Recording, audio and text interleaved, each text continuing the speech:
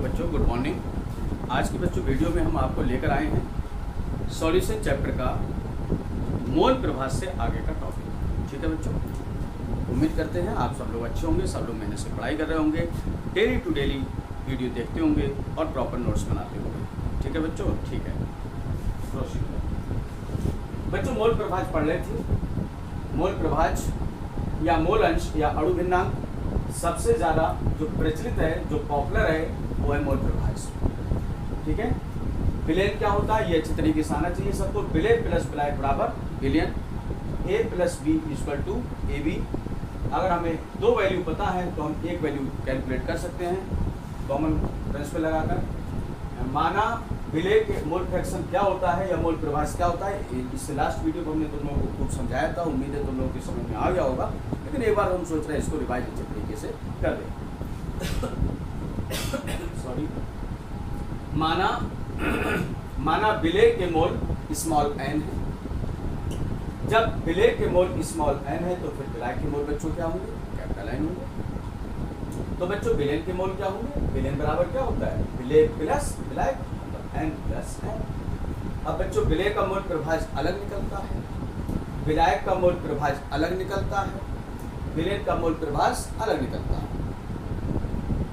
लेकिन बच्चों किसी का भी मोल प्रभाव निकालें, एक ही बात कॉन्सेप्ट ध्यान रखिएगा, हम जिसका भी मोल प्रभाव निकालें उसके मोल बटे विलेन के मोल। बच्चों हम जिसका मोल प्रभाव निकालें, जिसका भी निकालें, मैं अपना मोल प्रभाव निकालूं, मैं अपना मोल प्रभाव निकालूं तो मेरे मोल बटे विलेन के मोल। मैं तुम्हारा मोल प्रभाव निकालूं तो तुम्हारे मोल बटे विलेन के मोल। मैं किसी और बच्चे का मोल प्रभाव निकालूं तो उस बच्चे के मोल बटे विलेन के मोल। मतलब जिसका मोल प्रभाव निकाले उसके मोल बटे विलेन के मोल, इतनी सी बात है। तो विलेय का मोल प्रभाव निकाला है, विलेय के मोल प्रभाव को हम x1 से डिनोट करेंगे। और बच्चों जिसका मोल प्रभाव निकालते हैं उसके मोल तो फिर विलेय के मोल। और बच्चों विलेय के मोल कितने हैं, n बटे विलेन। और अपॉन में तो विलेन का मोल ही रहेगा बच्चों, अपॉन में तो विलेन का ही मोल रहेगा। बच्चों इसी तरीके से हम लोग विलायक का भी मोल प्रभाव कैलकुलेट कर सकते हैं।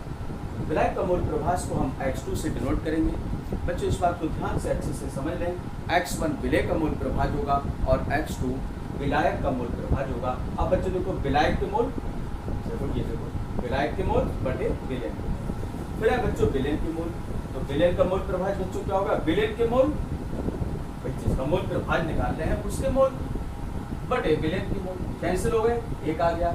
इसका मतलब ये होगा बच्चों, ये एक बार ऑब्जेक्टिव क्वेश्चन पूछा गया बहुत पहले कभी कि विलेन का मोल प्रभाव होता है।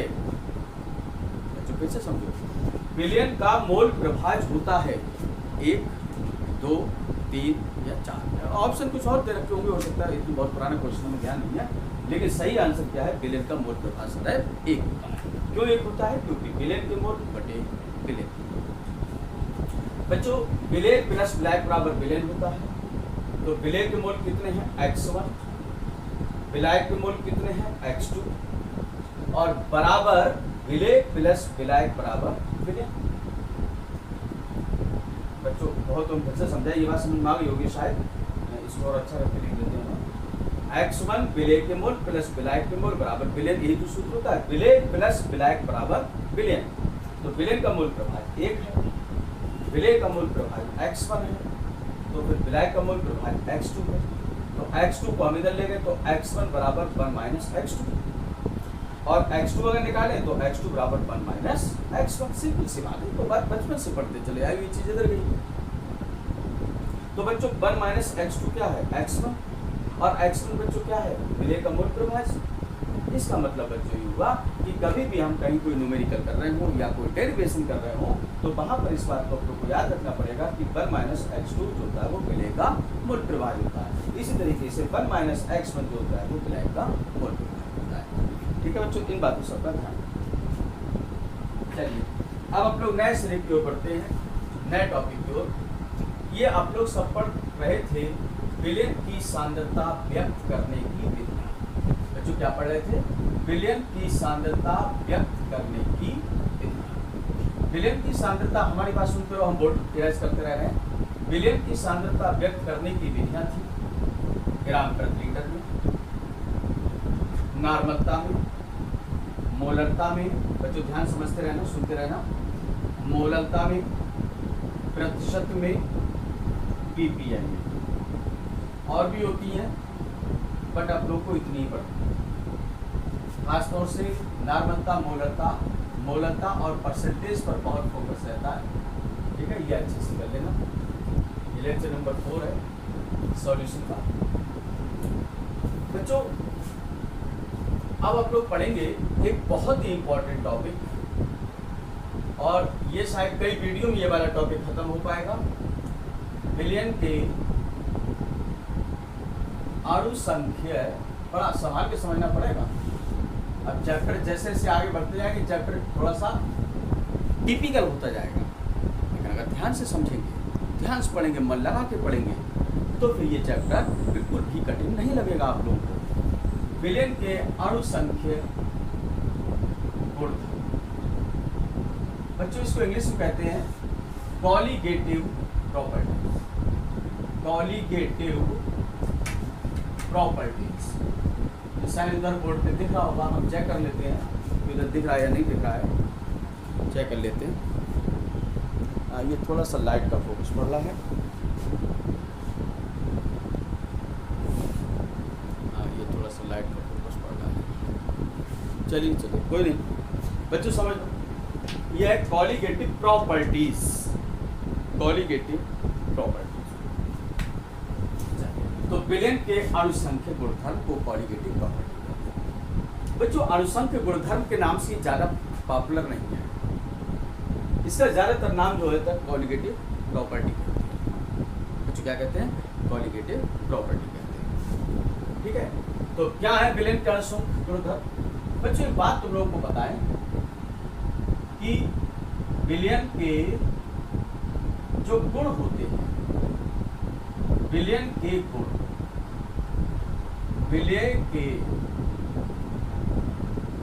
बिलियन के रासायनिक संगठन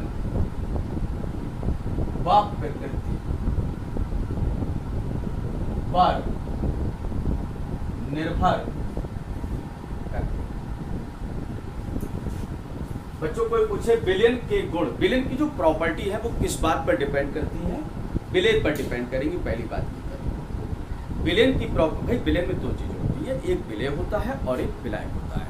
तो बिलियन की प्रॉपर्टी विलय पर निर्भर करेगी बेटा, विलायक पर निर्भर नहीं करती है। पहला प्रश्न,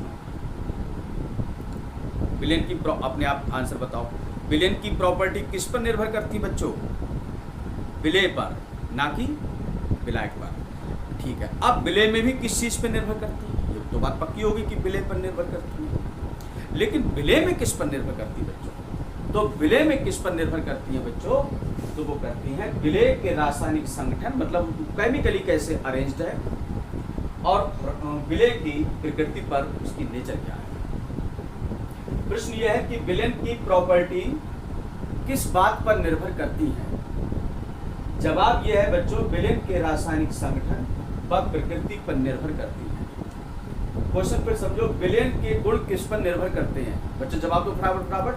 हाँ, विलय के रासायनिक संगठन व प्रकृति पर विलयन के गुण निर्भर करते हैं। बच्चों विलयन के गुण किस पर निर्भर करते हैं? विलय के रासायनिक संगठन व प्रकृति पर निर्भर करते हैं, ठीक। अब यहाँ पर कुछ बातें हम लिख रहे हैं, हम लिखेंगे परासरण। बच्चों बहुत अच्छे से समझना इस टॉपिक को। परासरण दाब, कभी नाम शायद आप लोगों ने सुना होगा। नंबर 2, वाष्प दाब में अवनमन, वाष्प दाब में अवनमन। नंबर 3, क्वथनांक में उन्नयन। नंबर 4, अच्छा नहीं लिखा गया, हिमांक में अवनमन। बच्चों विलयन के गुण किस पर निर्भर करते हैं? विलय के रासायनिक संगठन व प्रकृति पर निर्भर करते हैं, ये बात। लेकिन ये 4 गुण बच्चों ऐसे हैं विलेन के। कौन कौन से? परासंगताप, बाष्पताप में अवनमन, क्वथनांक में उन्नयन और हिमांक में अवनमन। बच्चों ये 4 गुण ऐसे हैं जो कि विलेय के रासायनिक संगठन व प्रकृति पर निर्भर नहीं करते। विलेन की जितनी भी प्रॉपर्टीज होती हैं, विलेन की जितनी भी प्रॉपर्टीज होती हैं, एक सेकंड बच्चों,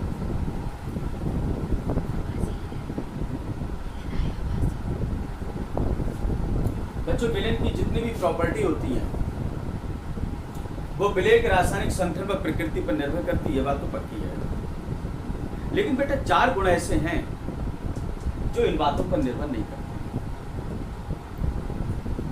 बच्चों विलेन के 4 गुण ऐसे हैं जो विलेय के रासायनिक संगठन व प्रकृति पर निर्भर नहीं करते। और वो 4 गुण कौन कौन से हैं? परासंगताप, बाष्पताप में अवनमन और क्वथनांक में उन्नयन, हिमांक में अवनमन। ये 4 गुण इन बातों पर निर्भर नहीं करते हैं, बल्कि ये 4 गुण विलेन में विलेय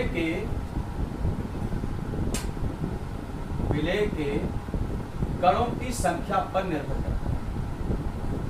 कणों की संख्या पर निर्भर करते हैं। बच्चों को समझ में आया? बच्चों हमने ये कहा कि विलेन के गुण विलेय के रासायनिक संगठन व प्रकृति पर निर्भर करते हैं। रासायनिक संगठन व प्रकृति पर निर्भर करते बाकी है। लेकिन बच्चों ये 4 गुण ऐसे हैं जो कि विलेय के रासायनिक संगठन व प्रकृति पर निर्भर नहीं करते।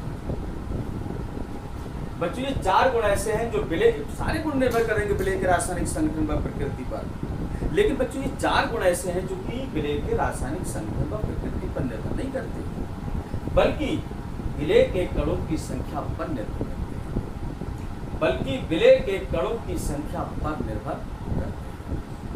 तो 4 गुण कौन कौन से हैं? परासंगताप, बाष्पताप में अवनमन, क्वथनांक में उन्नयन, हिमांक में अवनमन। इन्हीं 4 गुणों को बच्चों कहते हैं, बच्चों ध्यान से सुनना, बच्चों इन्हीं 4 गुणों को विलेन के अणुसंख्यक गुणधर्म कहते हैं। बच्चों इन्हीं 4 गुणों को कॉलिगेटिव प्रॉपर्टीज कहते हैं। समझते हैं? विलेन के गुण विलेय के रासायनिक संगठन व प्रकृति पर निर्भर करते हैं, परंतु निम्न 4 गुण ऐसे होते हैं, निम्न 4 गुण ऐसे होते हैं जो विलेय के रासायनिक संगठन व प्रकृति पर निर्भर नहीं करते, बल्कि विलेय के कणों की संख्या पर निर्भर करते हैं। जो किस पर निर्भर करते हैं? विलेय के कणों की संख्या पर निर्भर करते हैं। इन्हीं 4 गुणों को कॉलिगेटिव प्रॉपर्टीज कहते हैं। तो बच्चों प्रश्न ये आएगा कि कॉलिगेटिव प्रॉपर्टी क्या होती है। हम बता रहे हैं इस पर क्वेश्चन कैसे पूछे जाएंगे। एक क्वेश्चन तो ये आता है कि विलेन की अणुसंख्यक गुणधर्म से आप क्या समझते हैं। सिंपली आप लोग लिख देंगे कि विलेन के गुण विलेय के रासायनिक संगठन व प्रकृति पर निर्भर करते हैं, परंतु निम्न 4 गुण ऐसे होते हैं जो विलेय के रासायनिक संगठन व प्रकृति पर निर्भर नहीं करते, बल्कि विलेय के कणों की संख्या पर निर्भर करते हैं। इन्हीं 4 गुणों को कॉलिगेटिव प्रॉपर्टी या विलेन के अणुसंख्यक गुणधर्म कहते हैं। बच्चों एक डेफिनेशन ये भी कह सकते हैं, वे गुण बल्कि फिर से सुनो, विलेन के वे गुण जो विलेय के रासायनिक संगठन व प्रकृति पर निर्भर ना करके विलेय के कणों की संख्या पर निर्भर करते हैं, अणुसंख्यक गुणधर्म कहलाते हैं। ये ज्यादा अच्छी है उससे, कैसे समझते हैं? विलेन के वे गुण जो विलेय के रासायनिक संगठन व प्रकृति पर निर्भर ना करके विलेय के कणों की संख्या पर निर्भर करते हैं, कॉलिगेटिव प्रॉपर्टी या अणुसंख्यक गुणधर्म कहलाते हैं। दूसरा क्वेश्चन एक ये भी आता है, ये समझ में आए क्या होगा उम्मीद करते हैं। एक ऑब्जेक्टिव क्वेश्चन आता है, बहुत आता है। प्रश्न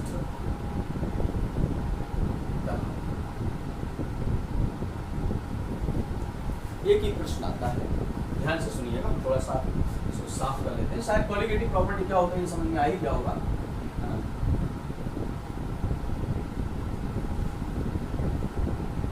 क्वेश्चन है, 1 सेकंड में जवाब बता दोगे आप लोग। क्वेश्चन है, ऑब्जेक्टिव क्वेश्चन है, एमसीक्यू। निम्न में कौन कॉलिगेटिव प्रॉपर्टी नहीं है? तो ध्यान से सुनो, निम्न में कौन कॉलिगेटिव प्रॉपर्टी नहीं है? वीडियो पॉज करो, जल्दी से सोचो, बताओ फटाफट फटाफट। 1 2 3, बिल्कुल ठीक। पृष्ठ तनाव, पृष्ठ तनाव अनुसंख्यक गुणधर्म या कॉलिगेटिव प्रॉपर्टी नहीं है। वीडियो पॉज करो, इसको देखो और पहले याद कर लो कि आपकी ये 4 प्रॉपर्टी कौन कौन सी, बिल्कुल जुबान पर रटी रहनी चाहिए।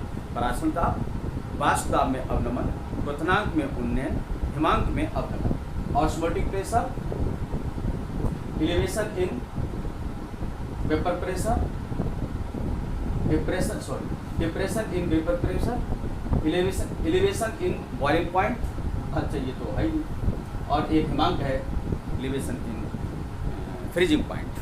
ठीक है, तो एक एक करके सबको पढ़ते हैं। सबसे पहले परासरण दाब, बस बच्चों ये चीज़ पढ़ लेंगे, चैप्टर आप लोगों का फिनिश हो जाएगा। मगर इतने टॉपिक को पढ़ने में आप लोगों को बहुत सारी वीडियो यूज करनी पड़ेंगी, बहुत सारी वीडियो में कवर हो पाएगा तभी हो पाएगा। चलिए स्टार्ट करते हैं। सबसे पहले परासरण दाब, सबसे पहले परासरण दाब। बच्चों परासरण दाब पढ़ने से पहले हमें कुछ चीजें पढ़नी पड़ती हैं। परासरण दाब पढ़ने से पहले तुम लोग बायो में भी पढ़ते हो, हमें 2 चीजें पढ़नी पड़ेगी, एक विसरण और एक परासरण। 2 चीजें हमें पढ़नी पड़ेगी बच्चों, एक विसरण और दूसरा परासरण। Diffusion and osmosis, diffusion and osmosis. फिर उसके बाद अपन पढ़ेंगे परासरण दाब पहली कॉलिगेटिव प्रॉपर्टी, और इस पर आप लोगों के क्वेश्चंस मिलते हैं। बहुत अच्छे ढंग से समझना। तो परासरण बाद पढ़ाएंगे, उससे पहले हम दोनों को क्लियर करते हैं परासरण। ये देख ले वीडियो हमारी कितने मिनट की बन चुकी है। ठीक है, अभी 5-6 मिनट है। बच्चों विसरण क्या है? एक होता है गाढ़ा विलयन, गाढ़ा विलयन, और बच्चों एक होता है पतला विलयन, पतला। चीनी को खूब गाढ़ा गाढ़ा खोल लो तो गाढ़ा विलयन, चीनी को शरबत बना लो, बहुत शरबत जैसा बना लो, पतला विलयन। गाढ़ा विलयन को केमिस्ट्री में कहते हैं अधिक सांद्रता। बच्चों क्या कहते हैं? अधिक सांद्रता। और पतला को कहते हैं कम सांद्रता। पहले इस कॉन्सेप्ट को क्लियर से समझ लो। गाढ़ा विलयन का मतलब अधिक सांद्रता, high concentration and low concentration, dilute solution and concentration. तो अधिक सांद्रता का मतलब गाढ़ा विलयन है और कम सांद्रता का मतलब पतला विलयन। बच्चों जब इन दोनों सांद्रताओं के विलयन को, मतलब अधिक सांद्रता वाले विलयन को और कम सांद्रता वाले विलयन को आपस में मिक्स कर दो, तो जो डिसॉल्व होंगे तो अधिक सांद्रता वाले विलयन के अणु कम सांद्रता वाले विलयन की ओर गति करते हैं। मतलब इसके जो अणु हैं अधिक सांद्रता वाले, वो किस में जाके डिसॉल्व हो जाएंगे? ये कम सांद्रता वाले में जाके डिसॉल्व हो जाएंगे। इस क्रिया को बच्चों कहते हैं विसरण। बच्चों इस क्रिया को क्या कहते हैं? विसरण। कि जब अधिक सांद्रता वाले विलयन के अणु कम सांद्रता वाले विलयन की ओर गति करते हैं तो इस क्रिया को विसरण क्रिया कहते हैं। बायो वाले बच्चे तो अच्छे से जानते हैं, फिर भी समझ लो। जब अधिक सांद्रता वाले विलयन के अणु बच्चों कम सांद्रता वाले विलयन की ओर गति करते हैं तो इस क्रिया को विसरण क्रिया कहते हैं। बड़ा सिंपल सा एग्जाम्पल, आप लोग कमरे में सेंट लगाते हैं, परफ्यूम लगाते हैं, इत्र लगाते हैं, तो इत्र इस शीशी में है और जो वातावरण है ये कम सांद्रता का है, और जो इत्र है जो हमें दिखाई दे रही है ये ज़्यादा सांद्रता की है। बच्चों गौर से समझो, इत्र ज़्यादा सांद्रता और वायुमंडल कम सांद्रता। तो बच्चों जब आप लोग इत्र लगाते हैं तो पूरा कमरा खुशबू से फैल जाता है, महक जाता है। क्यों महक जाता है? क्योंकि इत्र की जो पार्टिकल्स हैं, जो कण हैं, वो ज़्यादा सांद्रता के हैं, और जो हमारा एटमॉस्फेयर है ये कम सांद्रता का है। तो अधिक सांद्रता वाले विलयन के अणु कम सांद्रता वाले जगह में फैल गए और आप लोगों को खुशबू का एहसास होने लगा। तो जितनी भी आप लोगों को खुशबुआँ आती हैं, जितनी भी महक आती हैं, जितनी आप लोगों को प्यारी प्यारी बदबुआँ आती हैं, स्मेल आती हैं, वो सभी कौन सी क्रिया के थ्रू होती हैं? वो सभी मिश्रण क्रिया के थ्रू। कि अधिक सांद्रता वाले विलयन के अणु जब कम सांद्रता वाले विलयन की ओर गति करते हैं तो इस क्रिया को मिश्रण क्रिया कहते हैं। जब अधिक सांद्रता वाले विलयन के अणु कम सांद्रता वाले विलयन की ओर गति करते हैं तो इस क्रिया को मिश्रण क्रिया कहते हैं। ठीक है, ये क्रिया ठोस, द्रव, गैस सम्मिलित, ठोस में भी हो सकती है, द्रव में भी हो सकती है और फिर गैस में भी हो सकती है। बच्चों ये हुआ इसका। फिर इसके बाद अभी पराश्रण और पढ़ा दें, फिर दोनों में अंतर पढ़ा देंगे। फिर आप लोग पराश्रण ताप पे पहुंचेंगे, पहली क्वालिटी की प्रॉपर्टीज पढ़ेंगे। बच्चों वीडियो बहुत संभाल के देखना, हंसी मजाक में मत देखना। ये मैं सोचा चलो सर ने वीडियो भेजी है, लाओ भी देख लो भाई, थोड़ी देर या देख रहे हैं,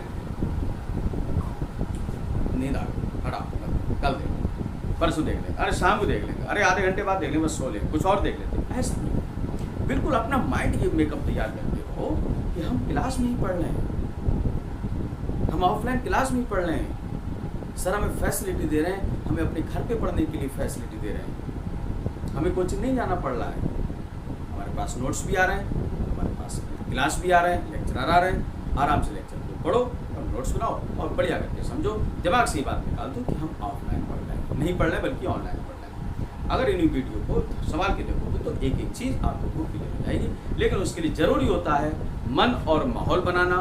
आप जब तक मन और माहौल नहीं बनाएंगे तब तक नहीं कर सकते। ठीक है बच्चों, इस वीडियो में आज हम इतना ही रखते हैं। नेक्स्ट वीडियो में हम आपको लेकर आएंगे परासरण। परासरण को बच्चों क्या कहते हैं, ऑस्मोसिस।